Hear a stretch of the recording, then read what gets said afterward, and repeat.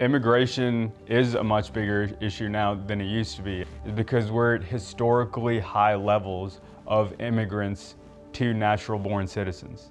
And so this is something that, parties have argued about over history, and our general consensus as Americans was, hey, we are a country of immigrants, okay? That's not a new line. We've believed that for hundreds of years. We want to welcome the people that want to work and could not help themselves in their own countries, and we want that because it vibrates our whole society in a positive way.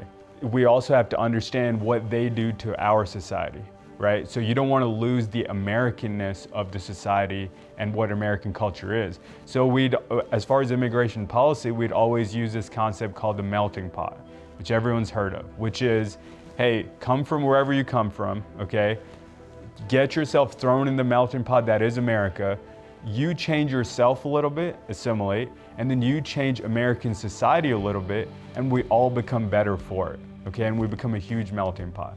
This is how America thought about immigration for hundreds of years. But that started changing in the 60s and 70s. For a couple of decades, you had a completely Democrat-run Congress, and their idea was, hey, we need to help all these people we can, but they lost that balance of the equation, which is, yes, but the country also needs something in that exchange. Okay, so that's where the ideas started coming, like, if you ask someone to assimilate, no, that's racist, because that means you're asking them to change who they are.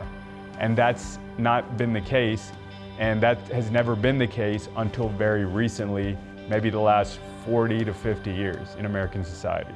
And it's an interesting point because the only people that believe assimilation is racism are liberal elites that don't know a lot of immigrants, okay?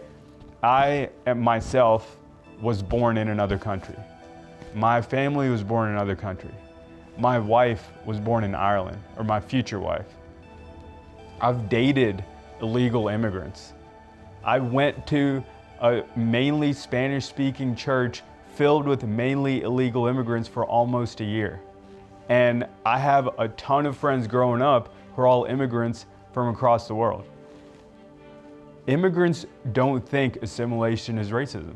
Immigrants want to be American, they want to be a part of American culture, and they love the melting pot concept, especially because it's a very unique American idea. You don't find that in other countries. Even in countries in the New World, as in North and South America, you don't even find it there. The idea that assimilation is racism, that's a tiny minority of that population, of our population believes that.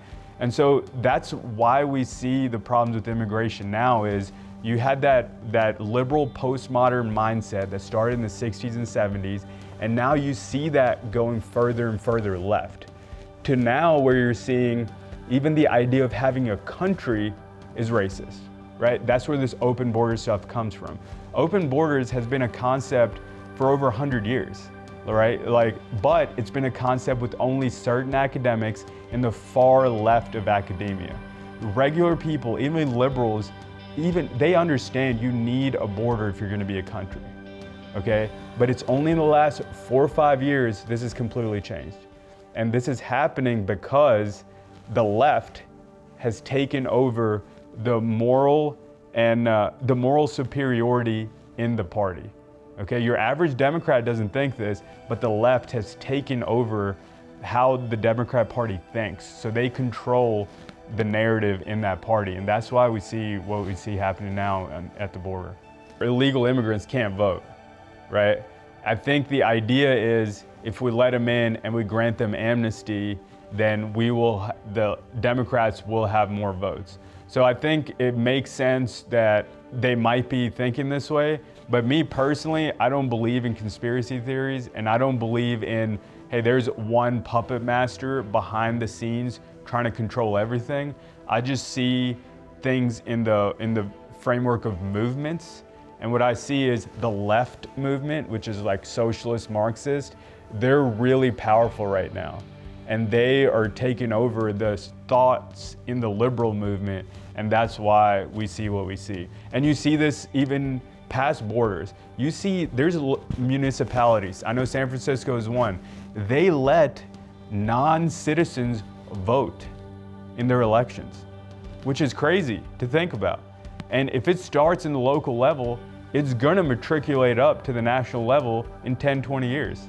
And the idea that non-citizens should vote in our country's elections, I mean, that's the ultimate nail in the coffin for the idea of a country or of America.